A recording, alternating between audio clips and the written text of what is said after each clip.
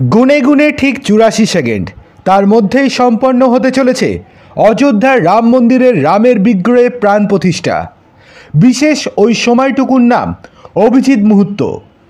প্রাণ প্রতিষ্ঠার জন্য এই সময়টিকেই বেছে নেওয়া হয়েছে। সোমবার ঠিক বেলা 12:29:03 অভিজিৎ মুহূর্ত শুরু হবে। পবিত্র এই মুহূর্ত চলবে 12:30:35 পর্যন্ত। তার মধ্যেই রামলালার বিগ্রহে প্রাণ প্রতিষ্ঠা করবেন প্রধানমন্ত্রী নরেন্দ্র মোদীজি। প্রাণ প্রতিষ্ঠা ৮৪ সেকেন্ডের হলেও অযোধ্যার রাম মন্দিরের সমগ্র অনুষ্ঠানটি চলবে 50 মিনিট ধরে। 12:05 অনুষ্ঠান শুরু হবে, চলবে 12:55 পর্যন্ত। মোদী অবশ্য 10:30টার মধ্যেই অযোধ্যা পৌঁছে যাবেন। সকাল 10:25 অযোধ্যার বাল্মীকি বিমানবন্দরে নামবেন তিনি।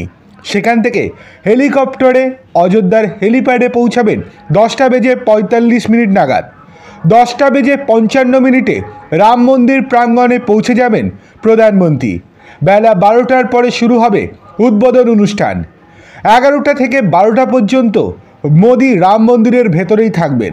দুপুর 1টা নাগাদ অযোধ্যায় উদ্বোধন অনুষ্ঠান সেরে জনসভায় যাবেন মোদীজি। 2টো পর্যন্ত চলবে সভা।